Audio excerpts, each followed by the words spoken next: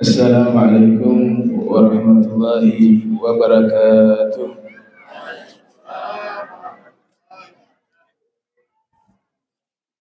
Alhamdulillah, alhamdulillahi sultan al-wadih burhan al-mabsuti fil wujudi karamu wa ihsanu ta'ala majduhu wa 'azuma sya'nuhu khalaqa khalqa li hikmah wa ta'a li ilmah wa basata lahu min faidil minnah ma jarat fi aqdari al-kismah. Asyhadu an la ilaha illallah wahdahu la syarika lah wa asyhadu anna sayyidana Muhammadan abduhu wa rasuluhu la nabiyya ba'dah. Allahumma salli wa sallim ala sayyidina Muhammadin wa ala alihi wa sahbihi ajma'in, amma ba'd.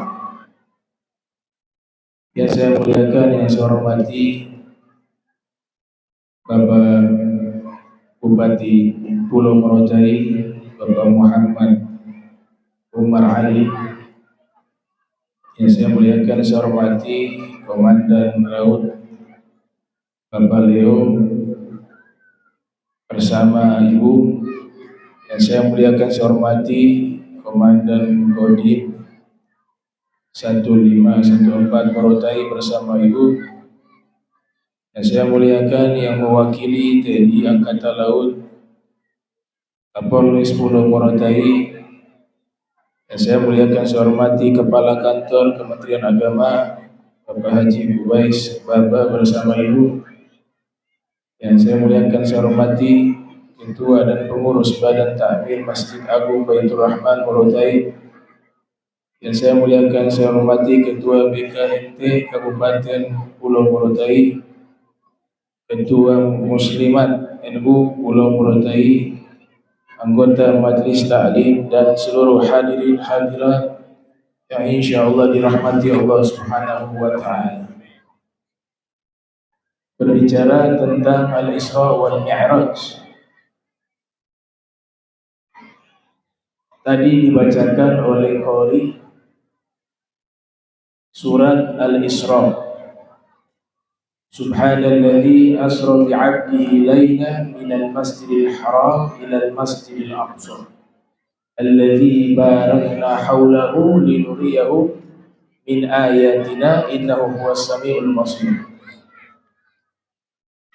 Wa akthar al-muwarrikhin wal mufassirin wal muhaddithin, mayoritas ulama ahli sejarah, ahli tafsir, ahli hadis menerangkan sebab terjadinya peristiwa Al-Isra wal Mi'raj sebab dua tokoh, dua sosok manusia yang membela Nabi baik secara moral maupun material, yaitu paman beliau Sayyiduna Abu Thalib dan istri beliau Sayyidah Khadijah bintu Khuwailid.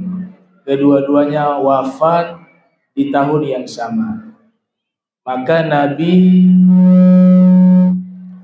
sebagai manusia punya rasa kesedihan kehilangan dua sosok manusia yang membela dakwanya Nabi Muhammad sallallahu alaihi wasallam.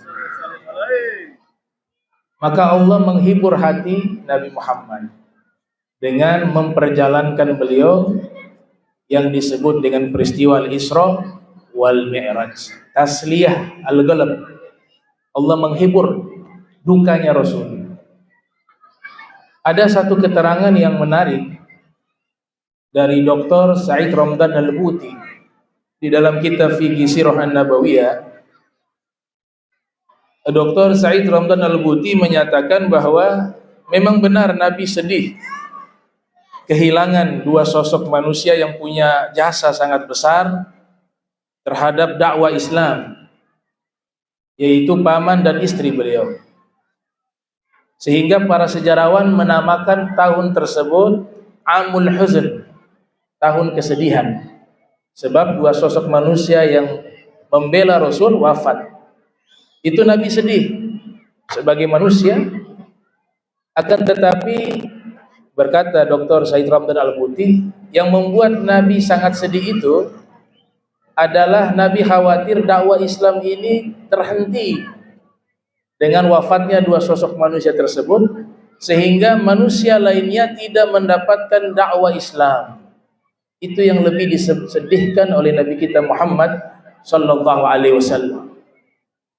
Maka ketika Rasul sedih, Allah menghibur hati beliau dengan cara memperjalankan beliau dari peristiwa yang kita kenal Al-Isra wal Mi'raj.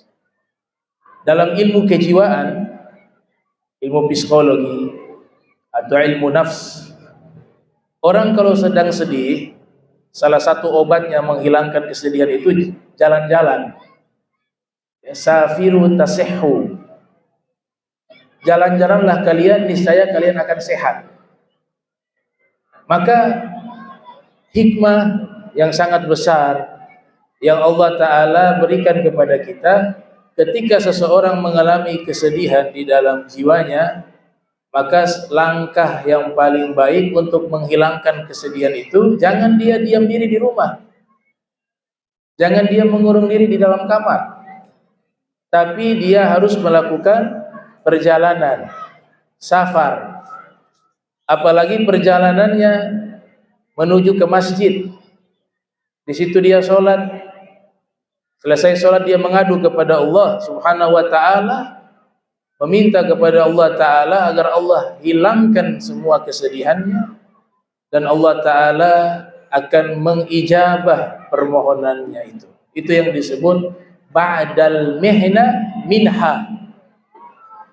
Sesudah kesulitan dan ujian maupun masalah, pasti Allah akan berikan kenikmatan setelahnya.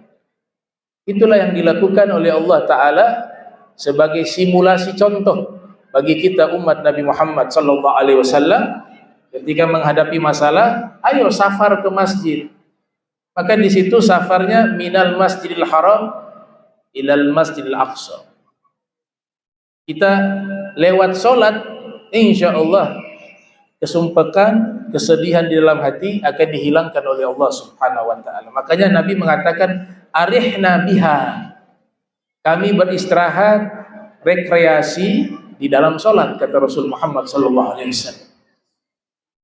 Kemudian Allah Ta'ala menginformasikan di ayat tersebut, surat Al-Isra, tujuan daripada Allah memperjalankan Nabi sangat jelas di situ. Linuriyahu min ayatina. Itu dalam ilmu nahu huruf lam namanya lam ta'lil, reason, alasan. Alasan atau sebab Allah memperjalankan Nabi daripada peristiwa Al-Isra wal Mi'raj, linuriyahu min ayatina, agar kami memperlihatkan kepadanya tanda-tanda kebesaran kami. Itu tujuan utama peristiwa Al-Isra wal Mi'raj. Allah ingin menunjukkan kepada Nabi Muhammad tanda-tanda kebesaran Allah Subhanahu wa ta'ala. Laqad ra'a min ayati rabbihil kubra. Sungguh dia telah melihat tanda-tanda kebesaran Allah. Ma kadzabal fuadu ma ra'a. Hati beliau tidak pernah berdusta atas apa yang beliau lihat.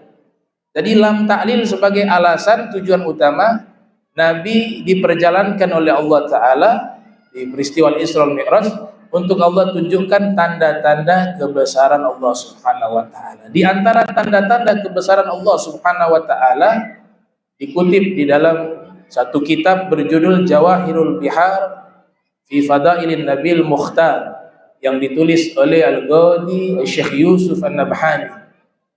Jadi para nabi mulai dari Nabi Adam, kemudian Nabi Idris, Nabi Nuh, Nabi Hud, Nabi Saleh, dan seluruh para nabi sampai puncaknya Nabi Isa alaihissalam. Semua para nabi disensus oleh Syekh Muhammad Amin Kurdi Naqsyabandi di dalam kitab Tanwirul Qulub fi Mu'alamati 'Allamil Ghuyub. Sebagaimana riwayat dari Abi Dzar Al-Ghifari bahwa jumlah seluruh para nabi dan rasul 124.000. Dari seluruh para nabi para rasul mereka punya permintaan yang sama. Apa itu? Ya Rabb, pertemukan kami dengan Nabi Muhammad SAW. Itu permintaan Nabi Adam. Itu juga permintaan Nabi Idris. Itu juga permintaan Nabi Nuh alaihi salam. Semua para nabi meminta untuk bisa dipertemukan dengan Nabi Muhammad sallallahu alaihi wasallam. Sebab mereka mengetahui bagaimana Allah Ta'ala memuliakan nabinya Muhammad sallallahu alaihi wasallam dengan pangkat yang tertinggi. Mereka mengetahui keutamaan Rasulullah. Mereka mengetahui bagaimana kedekatan Nabi Muhammad dengan penciptanya Allah Subhanahu wa Ta'ala. Dalam istilah bahasa Al-Quran, maqamam mahmudah. Ya, Nabi memiliki pangkat yang terpuji di sisi Allah Ta'ala. Jadi semua para nabi meminta agar dipertemukan dengan Nabi Muhammad SAW. Karena mereka terpisah dengan zaman. Mereka sudah ada, tapi Nabi Muhammadnya belum lahir di bumi. Sedangkan mereka sudah ada di bumi. Maka Allah ijabah seluruh permintaan para nabi dengan peristiwa Al-Isra wal Mi'raj, khususnya peristiwa Al-Isra, di mana Allah kumpulkan seluruh para nabi hadir di Baitul Maqdis. Kemudian Allah hadirkan Nabi Muhammad SAW menjadi imam sholat dan berkumpul bersama mereka. Maka Allah sudah mengijabah permintaan seluruh para nabi yang meminta untuk bisa bertemu dengan Nabi Muhammad SAW. Itu salah satu riwayat yang diisyaratkan oleh Al-Imam Al-Ghani Yusuf An-Nabhani di dalam kitabnya Jawahirul Bihar fi Fadail Nabil Mukhtar. Surat ini juga menerangkan bahwa peristiwa ini Nabi saksikan dengan matanya dan Nabi mendengar dengan telinganya. Maka ditutup di situ, innahu huwas samiul basir. Sesungguhnya dia mendengar dan dia melihat. Memang mayoritas para ahli tafsir Al-Quran mereka menafsirkan kata dia di situ kembali kepada Allah. Jadi Allah lah yang dia maha mendengar lagi maha melihat. Akan tetapi ada juga ulama tafsir lainnya yang menafsirkan kata dia di situ kembali kepada Nabi Muhammad sallallahu alaihi wasallam. Karena Nabi Muhammad mendengar sesuatu yang tidak bisa didengar oleh manusia biasa di saat peristiwa Al-Isra wal Mi'raj, dan Nabi Muhammad melihat sesuatu yang tidak bisa dilihat oleh manusia biasa di dalam peristiwa Al-Isra wal Mi'raj. Puncaknya Nabi kita Muhammad sallallahu alaihi wasallam melihat Allah Subhanahu wa taala. Ziyadatul ma'rifah wal ilm, bertambah pengetahuannya dan ilmunya tentang Allah Subhanahu wa taala. Itulah makna innahu huwas samiul basir. Surat Al-Isra ini punya 3 nama. Nama lain surat Bani Israel. Di dalam riwayat Imam At-Tirmidzi yang lahir 209 Hijriah wafat 279 Hijriah menyebutkan bahwa para sahabat itu biasa menyebut surat ini surat Bani Israel. Kebanyakan mereka menyebut dengan surat Bani Israel. Dan memang di beberapa mushaf itu nama surat ini surat Bani Israel. Nama kedua disebut dengan surat Al-Isra. Kebanyakan mushaf menamakan dengan nama surat Al-Isra. Nama ketiga disebut surat Subhan, karena diawali dengan lafaz Subhana. Kemudian surat ini dinamakan surat Al-Isra karena di prolog dari surat tersebut ada informasi tentang peristiwa Al-Isra. Kemudian dinamakan surat Bani Israel karena di ayat kedua di situ ada informasi tentang Bani Israel. Ini 3 nama dari surat tersebut. Jadi pernah ada yang tanya ke saya, "Bib, ini kayaknya salah. Ini nama suratnya surat Bani Israel. Padahal dicari gak ada surat Bani Israel, yang ada surat Al-Isra." Saya bilang, ya Al-Isra itu Bani Israel juga. Cuma di dalam mushaf yang lain namanya surat Bani Israel, di dalam mushaf yang lainnya dinamakan surat Al-Isra. Dia 3 nama itu disepakati oleh para ahli tafsir. Yang ingin saya sampaikan di sini bukan saya tidak berbicara tentang kewajiban sholat, ya, karena memang ini sering disampaikan, itu memang satu hal yang sudah kita ketahui. Tapi yang ingin saya fokuskan di sini lafaz minal masjidil haram, dari Masjidil Haram. Uniknya para ulama tafsir semisal Abu Ja'far At-Tabari yang lahir tahun 224 Hijriah, wafat 310 Hijriah, beliau ketika menafsirkan ayat tersebut bahwa Nabi awal melakukan perjalanan Isra itu dari Masjidil Haram. Jadi maknanya bukan di masjid. Ternyata di situ beliau mengatakan bahwa anna nabiyya sallallahu alaihi wasallam kana lailatan usriya bihi ilal masjidil aqsa kana naiman fi baiti ummi hani ibnati Abi Thalib.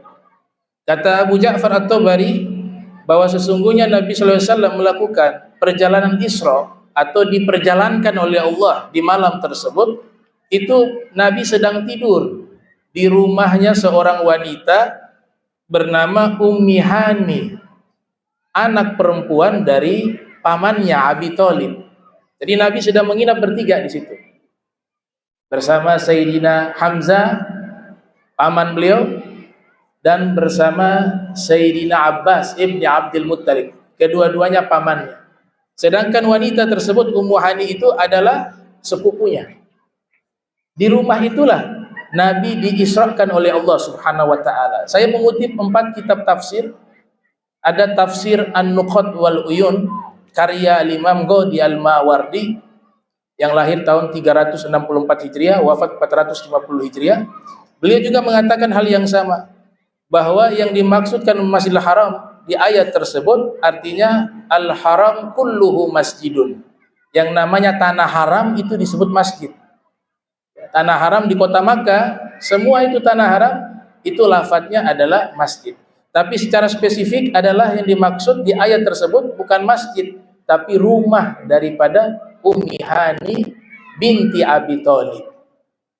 Begitu juga dalam tafsir Al-Kabir karya Imam Fakhruddin Ar-Razi yang lahir tahun 544 Hijriah, wafat 606 Hijriah, beliau juga mengatakan usriya bihi min dari Ummi Hani binti Abi Thalib. Nabi diisrokan di rumahnya Ummi Hani, putrinya Abi Thalib. Dan begitu juga dalam tafsir Ma'alimut Tanzil yang ditulis oleh Imam Al-Baghawi yang lahir 433 Hijriah, wafat 510 Hijriah, menyebutkan hal yang sama, bahwa Nabi diisrokan dari rumah dari seorang wanita bernama Ummi Hani. Berarti ini sosok wanita yang luar biasa. Kedudukan wanita dalam Islam itu sangat mulia, sehingga setiap kali kita membahas peristiwa Al-Isra wal Mi'raj, maka pasti kita sebutkan daripada rumah dari Ummi Hani binti Abi Thalib. Nah, pertemuan kali ini mungkin saya sampaikan ala sabil ikhtisar, secara ringkas, biografi singkat, siapa sih sosok Ummi Hani sehingga Allah muliakan peristiwa Isra itu dimulai dari rumahnya. Ini sangat penting, karena tidak mungkin Allah sebutkan dan Allah nyatakan dan menggandengkan beliau dengan peristiwa yang begitu besar yang diawali dengan kata Subhana, Maha Suci Allah, melainkan pasti beliau adalah sosok wanita yang sangat istimewa. Tidak mungkin tidak istimewa. Dan kisah ini sangat penting, ya. Kisah di dalam uslub Al-Quran itu metodenya menggunakan kisah. Berapa banyak kisah yang Allah ceritakan di dalam Al-Quran, baik itu kisah para nabi, para rasul, bahkan kisah-kisah orang-orang soleh, itu termuat di dalam Al-Quranul Karim. Begitu juga di dalam hadis Nabi Muhammad sallallahu alaihi wasallam. Bahkan Al-Imam Junaid Al-Baghdadi yang lahir tahun 215 Hijriah, wafat 298 Hijriah, beliau mengatakan al-hikayatu jundun min junudillah yuqawiyullahu ta'ala biha qulubal muridin. Kisah-kisah orang soleh itu bagaikan tentara-tentaranya Allah. Dengan kisah-kisah tersebut Allah kuatkan hati orang yang ingin mendekat kepada Allah Subhanahu wa ta'ala. Ada yang bertanya kepada beliau, faqila lahu hal lihadza min syahidin, apakah ada bukti di dalam Al-Quran? Maka beliau membaca firman Allah Ta'ala, wa kullan naqussu alaika min anba'ir rusuli man nuthabbitu bihi fuadak wa ja'aka fi hadhil haqq wa mau'izatun wa dzikra lil mu'minin. Sungguh kami kisahkan kepadamu kisah-kisah para nabi dan para rasul untuk kami kokohkan hatimu. Itu salah satu hikmah metodologi mengkisahkan, ya, mengkisahkan kisah para nabi dan kisah-kisah orang-orang salihin. Begitu juga Abu Hanifah. Beliau mengatakan, Abu Hanifah ini Imamul A'zam, ya, mazhab Hanafi, imamnya beliau. Lahir tahun 80 Hijriah, wafat 150 Hijriah. Beliau mengatakan, al-hikayatu 'anil ulama wa mahasinihim ahabbu ilayya min katsirin minal fiqhi li'annaha adabul qaumi wa akhlaquhum. Kisah-kisah para ulama dan kisah-kisah kaum solihin, baik juga diceritakan biografi baik mereka, manaqib mereka, lebih aku sukai daripada banyak membahas ilmu fikih. Kenapa demikian? Karena saya bisa mempelajari adab-adab mereka dan akhlak-akhlak mereka lewat kisah. Maka dalilnya di mana? Apakah ada dalam Al-Quran dalilnya? Abu Hanifah membaca firman Allah Ta'ala, ada dalilnya. Ulaikal ladzina hadallah fabihudahum iktadi. Karena mereka orang-orang yang sudah Allah berikan petunjuk, maka dengan sebab petunjuk mereka ikutilah jalan mereka. Kemudian dalil yang kedua, beliau mengutip firman Allah Ta'ala, laqad kana fi qasasihim ibratun liulil albab. Sungguh di dalam kisah-kisah mereka ada pelajaran yang baik liulil albab, bagi orang yang memiliki pikiran, yang mau berfikir. Maka ini hikmah daripada kisah-kisah kaum solihin. Ada tokoh ulama, dia hidup sezaman dengan kita, ya, menulis satu kitab yang memotivasi para penuntut ilmu.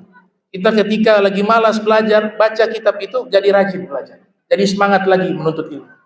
Judul kitabnya adalah Sofahat min Sobril Ulama, artinya lembaran-lembaran kisah dari kesabaran para ulama di dalam menuntut ilmu. Beliau mengatakan di situ, inna akhbar al-ulama'il amilin wa nubaha'is salihin min khairil wasail allati tagrisul fadail fin nufus. Sesungguhnya kisah-kisah para ulama dan orang kaum solihin itu adalah metode terbaik di dalam menanamkan kebaikan di dalam jiwa manusia. Karena dengan kisah kita lebih mudah memahami dan menerima kebaikan nasihat tersebut. Salah satu ulama menulis kitab tentang sejarah kaum solihin. Beliau bernama Syekh Abdullah bin As'ad Al-Yafi'i. Beliau menulis satu kitab yang sangat baik menerangkan biografi dan kisah-kisah kaum solihin berjudul Raudur Rayahin fi Hikayatis Solihin. Tapi uniknya beliau ini ulama Yaman. Namun di dalam kitab beliau tidak menceritakan satupun ulama asal Yaman. Yang beliau ceritakan ulama asal Hijaz, asal Irak, ya, ulama asal Persia, Maroko. Sedangkan tempat beliau tinggal di negeri beliau lahir yaitu Yaman, khususnya beliau tidak menceritakan satupun ulama asal Yaman, khususnya Hadramaut. Ditanya oleh anaknya, wahai ayah, kenapa tidak ada satupun ulama Hadramaut yang kau ceritakan? Tapi kau ceritakan banyak ulama-ulama yang berasal dari luar negeri Yaman, seperti Irak, Persia, Maroko, Hijaz. Maka beliau mengatakan, wahai anak, kalau saya menulis biografi ulama Hadramaut, maka sampai hari kiamat ini kitab tidak akan selesai. Kenapa? Karena jumlah mereka terlalu banyak. Bikathratihim, terlalu banyak. Hadramaut tunbitul auliya kama tunbitul ardul baqal. Para ulama mengatakan negeri Hadramaut menumbuhkan para wali sebagaimana bumi menumbuhkan sayur mayur atau tanaman-tanaman. Ada juga kitab karya Imam Az-Zabidi berjudul Tabaqatul Khawas Ahli Sidiki wal Ikhlas, juga menerangkan tentang biografi para ulama. Nah, ini saya anjurkan kepada para penuntut ilmu untuk memiliki kitab tersebut, ya, Sofahat min Sobril Ulama, karena nanti tetap namanya manusia, ada fase dia malas, ada fase dia jenuh, ada fase dia bosan belajar, ada itu fase itu. Salah satu trik untuk membangkitkan semangat menuntut ilmu adalah membaca dan mempelajari kisah ulama-ulama terdahulu di dalam ketekunan dan kesungguhan mereka menuntut ilmu. Sehingga insya Allah kalau kita tidak bisa mengambil 100% dari mereka, paling tidak 50% sudah cukup untuk bisa membuat kita menjadi orang yang mengikuti jalan mereka. Godaman ala godamin bijiddin auza'i. Setapak demi setapak, insya Allah bisa kita ikuti langkah mereka. Ummu Hani binti Abi Thalib. Ummu Hani ini adalah putrinya Abi Thalib. Al-Imam Al-Haytham, salah satu ulama besar ahli hadis, menulis kitab Majma'uz Zawaid wa Manba'ul Fawaid. Al-Haytham. Di situ ada bab khusus namanya Manaqib Ummi Hani, biografi singkat Ummi Hani. Diterangkan di situ Ummu Hani ini dulu Nabi pernah lamar. Jadi Rasulullah SAW itu sebenarnya jatuh cinta kepada Ummu Hani. Ini riwayat dari Sa'id Mursi, Syekh Sa'id Mursi atau An-Nursi. Tapi ditolak lamaran Nabi Muhammad. Bisa bayangkan ibu-ibu, Rasulullah lamaran Rasul ditolak oleh Ummu Hani. Ummu Hani ini sepupunya Rasul. Karena ayahnya Ummu Hani, Sayyiduna Abu Thalib, itu adalah pamannya Nabi Muhammad, bersaudara dengan ayahnya Rasul, Sayyiduna Abdullah. Ketika Nabi melamar ditolak. Kenapa ditolak? Karena ternyata sudah ada laki-laki yang lamar duluan. Nah, mereka punya tradisi di sana, kalau sudah ada yang lamar duluan, tidak boleh ada lamaran kedua, siapapun orangnya. Ya. Maka Nabi ditolak dengan cara halus oleh pamannya bahwa Ummu Hani ini sudah ada yang melamar.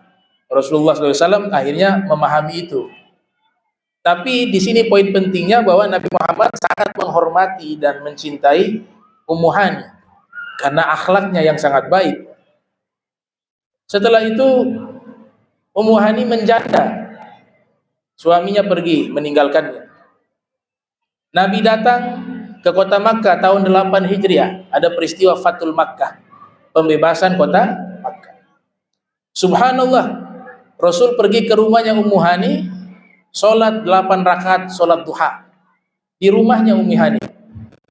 Ini membantah pernyataan yang menyatakan bahwa sholat duha itu tidak pernah dilakukan oleh Nabi Muhammad. Ada beberapa keterangan saya dapati menyatakan bahwa Nabi itu tidak pernah melakukan sholat duha. Maka riwayat ini sudah cukup membantah bahwa Nabi melakukan sholat duha di rumahnya Ummi Hani 8 rakaat. Dan ini ada termuat di dalam kitab Syiaru A'lami Nubala yang ditulis oleh Imam Az-Zahabi yang lahir 673 Hijriah, wafat 748 Hijriah. Selesai Nabi sholat, Nabi sudah mengetahui Ummu Hani sudah janda dan sudah lewat masa iddah, ya, karena suaminya meninggalkannya cukup lama.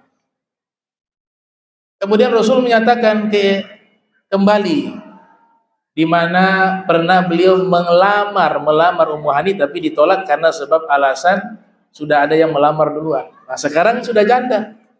Kata Nabi kepada Ummu Hani, "Wahai Ummu Hani, saya ingin melamar dirimu." Apa jawaban Ummu Hani? "Wahai Rasulullah, engkau adalah orang yang tidak mungkin ada satu wanita yang menolak. Engkau manusia yang sempurna, manusia yang dicintai oleh Tuhan, oleh Allah Subhanahu wa taala. Tidak mungkin ada wanita yang menolak kepada engkau. Akan tetapi wahai Rasul, saya bukan menolak engkau, tapi saya takut. Saya punya anak kecil, saya punya anak 4. Ya. Saya khawatir anak saya ini yang masih kecil, kalau saya sibuk mengurus haknya engkau sebagai suami, saya mengabaikan anak saya. Maka saya berdosa. Begitu juga kalau saya mengurus anak saya yang kecil-kecil ini, saya takut saya mengabaikan hak engkau sebagai suami. Apalagi engkau seorang Rasul, tentu dosanya akan sangat besar. Maka saya tidak mau mengabaikan hak itu. Dan saya tidak mampu menjalankan 2 hak sekaligus, kata dia seperti itu.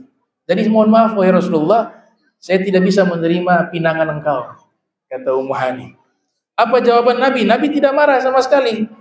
Justru Nabi memberikan satu pujian kepada Ummu Hani. Dan ini termaktub di dalam kitab Al-Mu'jam Al-Kabir yang ditulis oleh Imam At-Tabrani yang lahir 260 Hijriah, wafat 360 Hijriah. Yang umur hampir 100 tahun, Imam Tabrani. Nabi mengatakan khairun nisa'in rakibna al-ibil. Sebaik-baiknya perempuan yang menunggangi unta. Nisa'u Quraisyin. Perempuan suku Quraisy. Ahna'u ala tiflin fi sigari. Mereka punya kasih sayang yang lebih kepada anak-anak mereka yang kecil. Wa ar'ahu ala bagalin fi zati yadi. Dan mereka adalah wanita-wanita yang pandai menjaga harta suaminya. Itu pujian Nabi Muhammad SAW kepada Ummu Hani. Ada satu peristiwa diterangkan oleh Imam At-Tabrani di dalam Mu'jamnya dan juga dikutip oleh Imam Al-Haythami dalam kitab Majma'uz Zawaid wa Manba'ul Fawaid, di mana Ummu Hani pernah jalan kemudian berpapasan dengan Sayyidina Umar bin Khattab. Pada waktu itu mungkin pakaiannya Ummu Hani itu menurut Sayyidina Umar kurang baik, kurang pantas.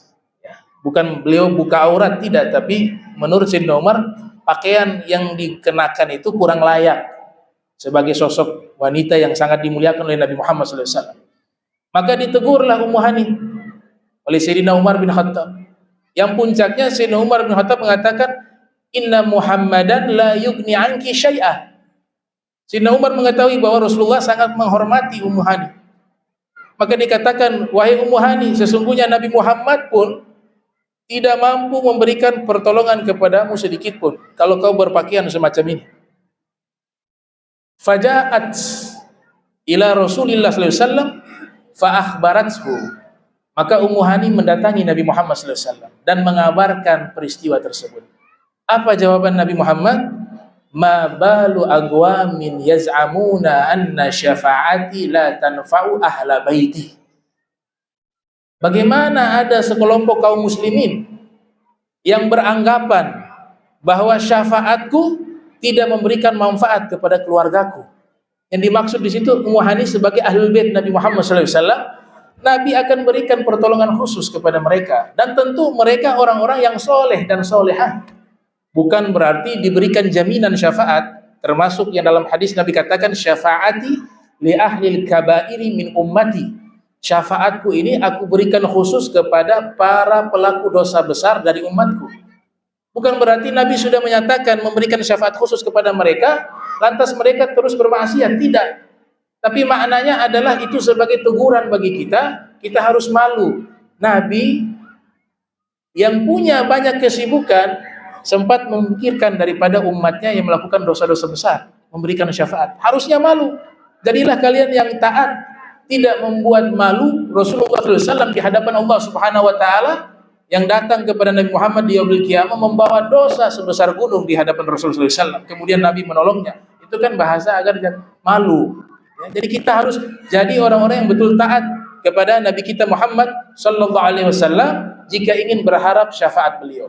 Begitu juga Nabi katakan kepada ahlul bait bahwa syafaatku aku akan berikan kepada ahlul baitku. Ada satu kisah menarik juga diceritakan.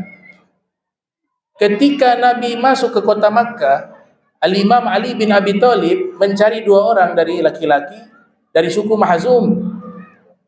Dua orang laki-laki ini mau dibunuh oleh Sayyidina Ali bin Abi Thalib. Mungkin waktu masa lampau pernah melakukan kesalahan yang besar ya kepada Rasul Muhammad SAW. Dan Imam Ali ini tidak pakai toleransi.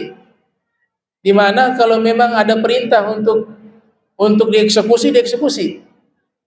Nah biasanya orang-orang ini memang punya kejahatan yang melampaui batas. Dikejarlah dua orang laki-laki ini ketakutan. Lari ke mana? Ke rumahnya Ummi Hani. Sayyidina Ali pangkatnya adik, Ummu Hani kakak. Jadi mereka ada beberapa bersaudara. Ya, Sayyidina Ali bin Abi Thalib, saudaranya Ja'far bin Abi Thalib. Kemudian ada namanya Aqil ibn Abi Thalib. Kemudian Thalib. Dan yang perempuan namanya Jumanah bintu Abi Thalib, Asma bintu Abi Thalib, dan yang terakhir yang perempuan ini terakhir draft dari kitab ya, namanya Ummu Hani. Nama aslinya Fakhitah, atau dalam riwayat menyebut Hindun, tapi yang paling sahih namanya Fakhitah. Ini semuanya adalah sepupu Nabi Muhammad dan anak-anak daripada Sayyidina Abi Thalib. Jadi pangkatnya Sayyidina Ali bin Abi Thalib adik, Ummu Hani kakak. Maka ini dua orang ini lari masuk ke rumahnya Ummu Hani. Sayyidina Ali sudah dengan pedang masuk ke rumahnya Ummu Hani. Sayyidina Ali, dua orang laki-laki mengatakan kepada Ummu Hani, tolong lindungi kami, tolong lindungi kami. Ummu Hani kenal nih dua orang ini. Kata Ummu Hani, saya jamin kalian di hadapan Rasulullah bahwa adik saya Sayyidina Ali tidak akan menyakiti kalian. Maka dibawa pergi dua orang ini menghadap Nabi Muhammad SAW. Ummu Hani melapor kepada Rasulullah, wahai Rasulullah, Sayyidina Ali mau membunuh dua orang ini. Saya minta jaminan keamanan kepada dua orang tersebut. Nabi mau menghormati nih seorang wanita, Ummu Hani. Nabi katakan apa? Ajarna man ajarti wa amanna man amanti. Kami berikan perlindungan kepada orang yang kau berikan perlindungan, dan kami berikan jaminan keamanan bagi orang yang kau berikan jaminan keamanan. Coba melihat bagaimana Nabi memuliakan sosok wanita yang bernama Sayyidah Ummi Hani. Al-Imam Zahabi ketika menerangkan Ummu Hani, beliau menyebutkan dengan julukan yang sangat indah di dalam kitab Syiaru A'lamin Nubala.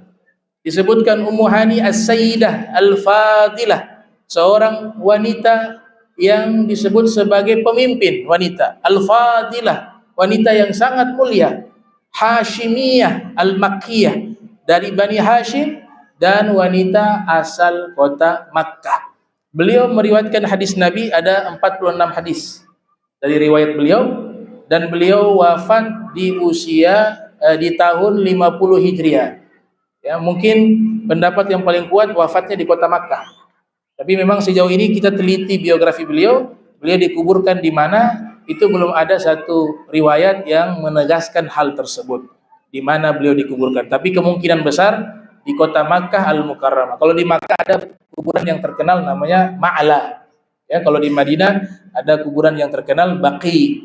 Ya, kemungkinan besar dikumpulkan di kuburan Ma'la, yang di situ ada banyak keluarga dari Nabi kita Muhammad SAW, terutama juga istri beliau Sayyidah Khadijah. Baik. Nah, ini sedikit managib daripada wanita yang soleha bernama Ummu Hani. Dari rumahnya itulah awal mula perjalanan Al-Isra yang Allah abadikan di dalam Al-Quran. Subhanalladzi asra bi'abdihi laila minal masjidil haram ilal masjidil aqsa. Dari rumah Ummu Hani menuju ke Al-Masjidil Aqsa. Disitulah Nabi berjumpa dengan para nabi seluruhnya 124.000 orang. Wakil dikatakan di dalam kitabnya Profesor Dr. Said Muhammad bin Ali Al-Maliki Al-Hasani bahwa di situ mereka hadir dengan ruh dan jasad. Nabi juga melakukan perjalanan itu dengan ruh dan jasad. Dalilnya adalah kata hamba. Setiap Allah sebutkan hamba pasti berbicara tentang hukum di dunia, hidup dengan ruh dan jasad. Kemudian peristiwa ini diawali dengan kata Maha Suci Allah. Berarti Allah ingin menggambarkan ini peristiwa yang sangat dahsyat. Kalau sangat dahsyat, mana mungkin lewat mimpi? Kalau lewat mimpi tidak dahsyat dong. Itu dahsyat karena nyata, real, bukan lewat mimpi. Kemudian kalau lewat mimpi, kenapa harus Nabi berikan pengumuman kepada orang-orang kafir Quraisy bahwa Nabi melakukan perjalanan Isra? Ini uniknya nih. Jadi Nabi cerita kepada orang-orang musyrik itu perintah Allah. Itu hanya menceritakan peristiwa Al-Isra saja. Beliau berpindah dari Makkah menuju Baitul Maqdis Palestina, Makkah, kemudian Yathrib, kemudian mampir ke Bukit Turi Sinai, dan yang keempat beliau mampir ke Baitul Laham dan puncaknya ke Baitul Maqdis. Beliau menceritakan tentang Isra saja mereka tidak percaya, apalagi menceritakan tentang Mi'raj. Maka disitulah diuji keimanan sebagian orang-orang muslimin yang imannya masih lemah, mereka keluar dari Islam waktu itu. Di situ juga dibuktikan kaum muslimin yang punya iman yang kuat kepada Nabi Muhammad, mereka yakini hal itu. Salah satunya sahabat bernama Sayyidina Abu Bakar As-Siddiq. Mereka memprovokasi Sayyidina Abu Bakar. Itu sahabatku mengatakan melakukan perjalanan dari Makkah ke Palestina, ke Baitul Maqdis, hanya dalam waktu beberapa saat sudah kembali lagi ke Makkah. Kata Sayyidina Abu Bakar, benar, sahabatku menceritakan demikian. Laula ab'ad min dzalik la sadaqtuhu. Kalau beliau cerita lebih dahsyat dari itu, saya percaya. Lebih dahsyat dari itu, saya percaya. Kalau itu memang disampaikan oleh Nabi Muhammad sallallahu alaihi wasallam, maka dari situlah diberikan gelar As-Siddiq, orang yang membenarkan dan jujur imannya kepada Nabi Muhammad sallallahu alaihi wasallam. Mudah-mudahan kita semua tergolong umatnya yang meyakini apa yang disampaikan oleh Nabi kita Muhammad sallallahu alaihi wasallam. Wa jami'u ma ja'a bihi an-nabiyyu fa haqqu, kita wajib mempercayai semua apa yang dibawa oleh Nabi Muhammad sallallahu alaihi wasallam. Wa jami'u ma ja'a bihi sayyiduna Muhammad sallallahu alaihi wasallam, apa yang dibawa oleh Nabi Muhammad maka wajib fahaku taslimu wal qabulu, wajib baginya menerima dan mengimani semua yang diberitakan oleh Nabi Muhammad sallallahu alaihi wasallam. Mungkin itu yang bisa saya sampaikan. Ini sebelum saya tutup, saya mau minta yang lomba tadi itu, yang juara 1 mana tuh? Ya, mana panitia? Yang hafal Al-Qur'an. Nah,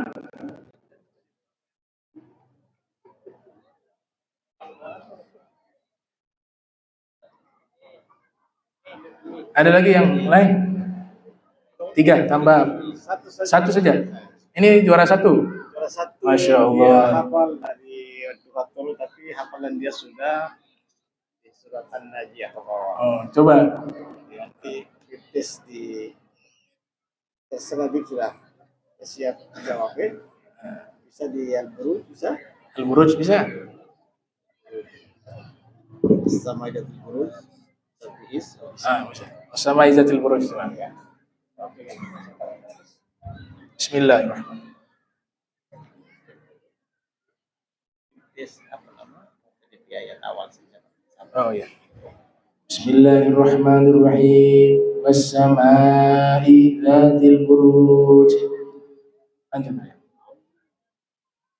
A'udzu billahi minasy syaithanir rajim.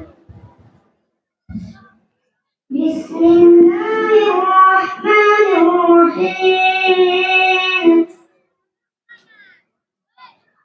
Was-samaa'i dzatil buruj wal yawmil maw'ud wa syahidin wa mashhud.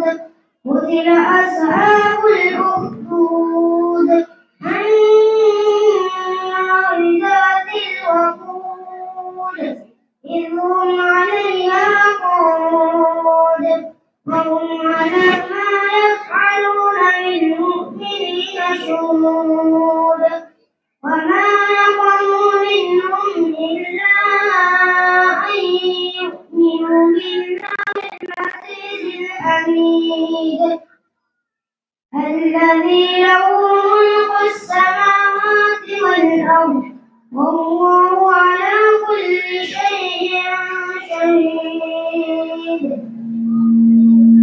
إن الذين فتنوا المؤمنين والمؤمنات ثم لم يتوبوا فلهم عذاب جهنم ولهم عذاب الحريق إن الذين آمنوا وعملوا الصالحات لهم جنات تجري من تحتها الأنهار ذلك الفوز الكبير إن بطش ربك لشديد إنه هو يبدع ويعيد وهو الغفور الودود ذو العرش المجيد فعال لما يريد الله من ورائهم محيط بل هو قرآن مجيد في لوح محفوظ Masya Allah. Sadaqallahul azim. Masya Allah, luar biasa. Ya, mudah-mudahan Allah jadikan ini ulama di Murotai, insya Allah. Generasi anak soleh, alim, abid, zahid, mukhlis, da'i illallah. Amin. Al-Fatihah.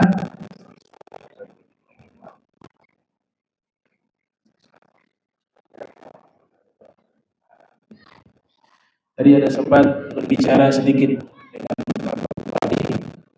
Ya, beliau, Masya Allah ya, punya perhatian besar terhadap syiar agama Islam.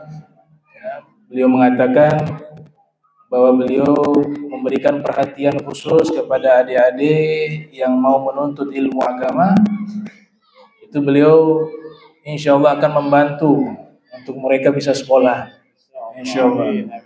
Mudah-mudahan niat baik itu dimudahkan dan diijabah oleh Allah Subhanahu wa taala. Nah, di Ternate qadarullah kami punya pesantren, alhamdulillah sudah jalan hampir masuk ke 3 tahun ya. Di situ ada yang sanawiyah. Sanawiyah di Sasa, santrinya sudah hampir 100 ya, 100 orang laki-laki. Nah, itu pesantren selain juga ada tahfiz Al-Qur'an, juga kita takhasus terhadap kitab-kitab turath, sumber primer ilmu agama Islam, langsung dari kitab-kitab karangan para ulama terdahulu. Jadi diajarkan juga ilmu nahu, ilmu sorof. Ya, nanti juga ada jenjang lanjutannya. Kita juga insya Allah di tahun ini sudah membuka, selepas mungkin ya hari raya, tapi pendaftaran sudah dibuka. Insya Allah mungkin ada perwakilan dari Murotai 3 orang atau 4 orang, kita insya Allah didik. Mudah-mudahan bisa lanjut lagi sampai ke luar negeri dan kembali ke Murotai jadi para ulama yang betul-betul menyebarkan dakwah Nabi Muhammad SAW di bumi yang insya Allah diberkahi Allah Subhanahu wa taala. Mudah-mudahan niat ini bisa digabul oleh Allah Subhanahu wa taala. Bismillahirrahmanirrahim. Alhamdulillahirabbil alamin. Allahumma salli wa sallim ala sayyidina Muhammad. Allahumma salli wa sallim ala nuril anwar wa siril asrar wa triyakil aghyar wa miftahi babil yasar sayyidina Muhammadil mukhtar wa ala ali adhar wa ashabil akhyar ala namala wa ifdalih. Allahumma salli wa sallim ala sayyidina Muhammad bil qulub wa dawaiha wa afiyat abdani wa shifaiha wa nuril absari wa diyaiha wa quti asari wa ruwahi wa gidaiha. Allahumma salli wa sallim ala sayyidina Muhammad al-Fatih lima ughliq wal khatim lima sabaq wan nasr al-haq bil haq wal hadi ila siratikal mustaqim wa ala alihi wa sahbihi haqqa qadrihi wa miqdaril azim. Allahumma jam'ana hadza jam'a marhuma wa tafarraqna ba'da tafarruqan ma'suma wa la tajal minna wa la minna shakilan mahruma. Subhanaka bihamdika asyhadu astaghfiruka wa atubu ilaik. Wa sallallahu sayyidina Muhammadin wa ala alihi wa sahbihi wa barik wa sarwa ila hadratin nabi Muhammad sallallahu alaihi wasallam. Al-Fatihah. A'udzu billahi minasyaitonir rajim. Bismillahirrahmanirrahim. Alhamdulillahirabbil alamin arrahmanir rahim. Iyyaka na'budu wa iyyaka nasta'in ihdinas mustaqim siratal ladzina an'amta 'alaihim ghairil subhanakallahumma tahiyyatuhum fiha salam wa inna walhamdulillahirabbil alamin. Mohon maaf atas segala kekurangannya. Walafu minkum. Wassalamu alaikum warahmatullahi wabarakatuh. Saya insyaallah biasa.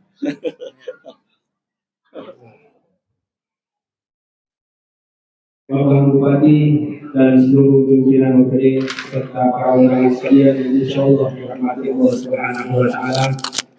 Terima kasih kami sampaikan kepada Haji Abdurrahman bin Kamil As-Sagaf yang telah menyampaikan hikmah Isra wal Mi'raj pada kesempatan malam hari ini.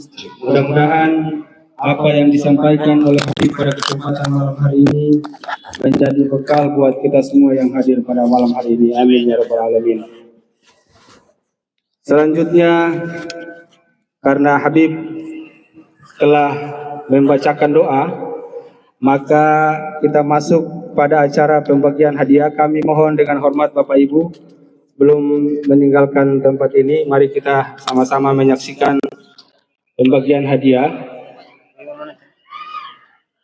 Akan tetapi sebelum pembagian hadiah, kami minta kepada Majelis Hadra agar melantunkan satu salawat kepada kita semua. Pada teman-teman Majelis Hadra dipersilakan. Allahumma salli wa sallim ala sayyidina Muhammadin وعلى آل سيدنا محمد صلاة الله سلام الله على طه رسول الله صلاة الله سلام الله على ياسين حبيب الله صلاة الله سلام الله على طه رسول الله صلاة الله سلام الله على ياسين حبيب الله وسلم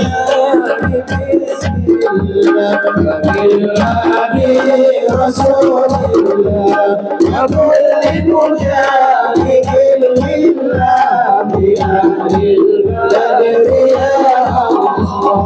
Antum bisik Pak Ustaz Sadar kasih informasi besok Bib berjumpa di sini. Habis tahu. Memang lupa tadi habis tahu. Jangan bisik. Habis tahu saya kan. Sudah.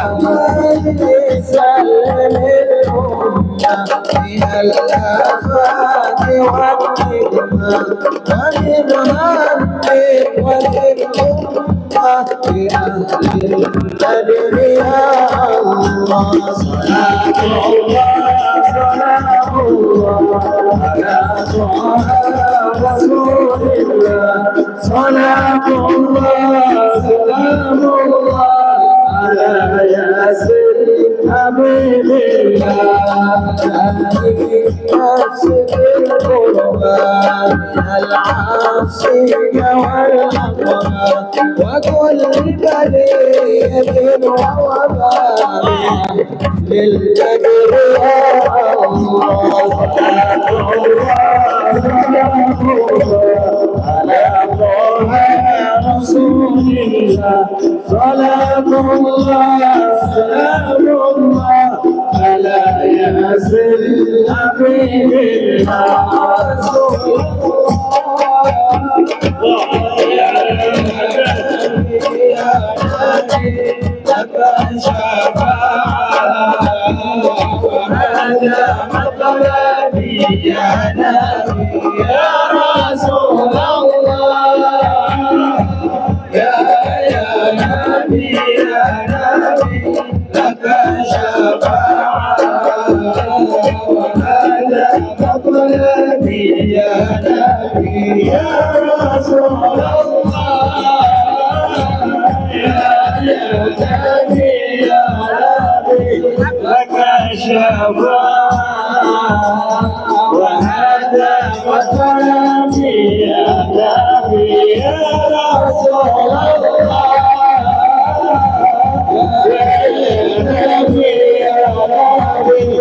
لك شفاعة وهذا مطلبي يا نبي اللهم صل وسلم وبارك عليه وعلى آله. Baik, terima kasih teman-teman Majelis Hadrah Darul Khairat.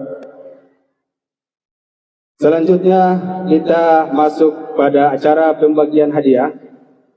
Kami menyampaikan informasi, mungkin sebelum pembagian hadiah kami menyampaikan informasi bahwa Habib Abdurrahman insyaallah besok beliau akan mengisi khutbah di Masjid Agung Baitur Rahman Kabupaten Pulau Morotai. Karena insya Allah beliau besok malam akan kembali ke Ternate dengan kapal. Olehnya itu kami minta kepada beliau untuk besok beliau mengisi khutbah Jumat di Masjid Agung. Olehnya itu pada para jamaah yang hadir pada malam hari ini untuk besok kita sama-sama sholat Jumat di Masjid Agung Baitur Rahman. Baik, kami bacakan adik-adik yang meraih juara tadi sudah dibacakan oleh Ketua Dewan Juri. Yang pertama Hifdzul Quran golongan 1 juz tingkat SD. Yang pertama Nasrullah Ahmad. Dipersilakan maju ke depan. Panitia tolong diarahkan. Yang kedua Nafisa Sembel dari SD Unggulan.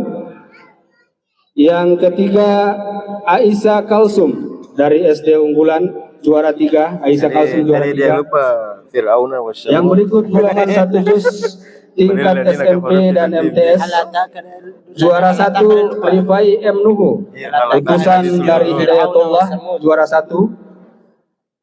Yang kedua Sayyidah Fatimah Az-Zahra, MTS atau apa ya? PPQ Tanah Tinggi, juara 2. Yang ketiga Andi Y Munandar, SMP Al Khairat Berebere, juara 3. Yang berikut golongan 1 juz tingkat SMA dan MA.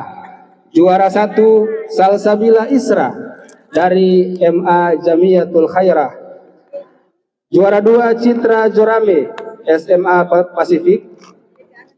Yang ketiga Silmi Az-Zahra, MA Nurul Huda Gotalamo, juara 3. Yang berikut azan tingkat SD dan Madrasah Ibtidaiyah. Juara 1 Zulkifli Tusang dari DPQ Mamujiu. Ya, juara 2 Aslan Ahmad dari TPQ At-Taqwa Yayasan. Juara 3 Edward Kendari dari Mamujiu. Yang terakhir ajang tingkat SMP dan SMA. Juara 1 Muhammad Habil Mandea, SMP Maba Morotai Utara. Juara 2 Muhammad Haris Abdullah, utusan dari SMP Unggulan Morotai. Juara 3 Zabir Rojak, utusan MA Bahari Usbar Pante. Oh, yang luar negeri. Oh iya, lulus kamu ke. Silakan teman-teman panitia, sudah diatur sesuai dengan mata lomba dan juara.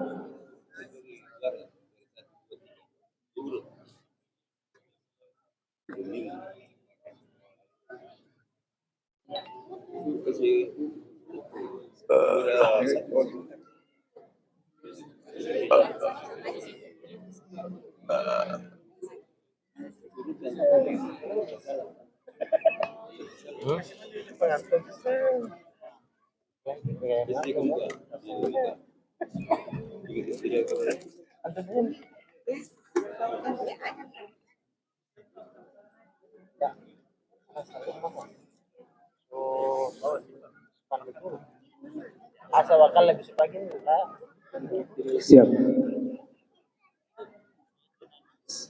Untuk para juara tahfidz Al-Quran, kami sampaikan informasi, insya Allah Masjid Agung akan melakukan pembinaan dengan menyiapkan rumah tahfidzul Quran.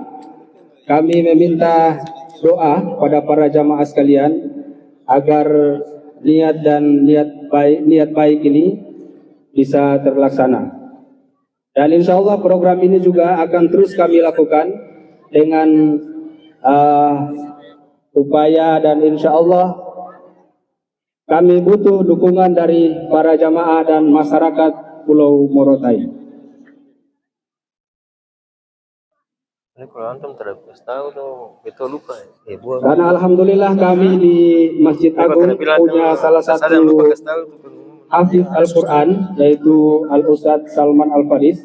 Beliau insya Allah siap untuk membina para juara tahfidzul Quran di momentum Isra Mi'raj tahun ini.